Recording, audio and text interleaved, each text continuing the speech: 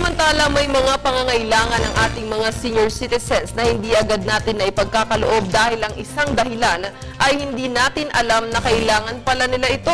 Kaya't isang exposition ang ginawa ng isang marketing group para ihain sa atin at sa ating mga senior citizens kung ano ang mahalagang mga bagay at serbisyo na dapat pa nilang makamtan sa kanilang katandaan. Balitaan mo kami, Sam Ramirez. Kaligtaan nating mas nakababata ang mga pangangailangan ng ating mga lolo at lola dahil maisantabi sila at mabaliwala ang kanilang kalagayan, lalo na ang kanilang kalusugan.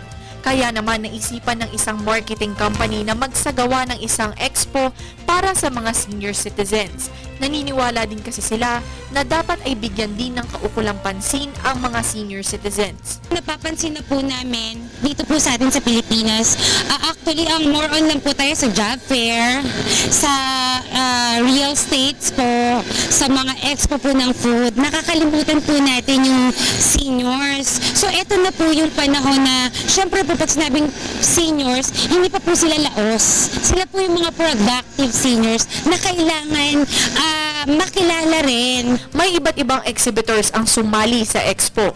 Karamihan ay para sa kalusugan, kung saan may mga herbal na produkto at medisina na iniaalok. May libreng check-up din.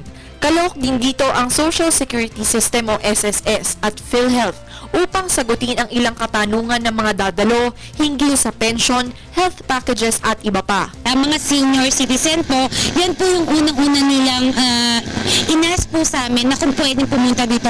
Dahil katanungan po, like for example po yung SSS, yung buwan-buwan po nilang pension, so nandito po sila. So ang PhilHealth din po pag nagkakasakit, pinapaliwanag din po sa kanila yun. Tuwang-tuwa naman ang mga lolo at lola na ito dahil sa mga natanggap nilang freebies, libreng serbisyo at iba pa. Ito lahat, maganda. Maganda, na-enjoy ako. Hindi naman po yung mga kasamahan ninyo. Yung mga kasamahan ko, subukan naman yung pumunta dito sa festival. Hanggang 8 sila ng August. Ang daming makikita mo na magaganda. Maaliw kayo. Maganda sila. Maraming makikita. Maraming magaganda. Okay naman. Kaya nga papasok kami dahil titignan ko yung mga produkto.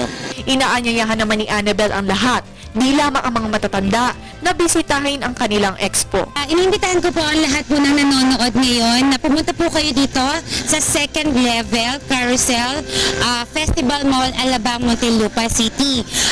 At ngayon po yung start September 2 hanggang 8, 2013, so Monday to Sunday po yan. Open 10 a.m. hanggang 10 p.m. So, free entrance po siya at nagbibigay po kami ng freebies. Nag-uulat para sa Telebisyon ng Bayan, Sam Ramirez.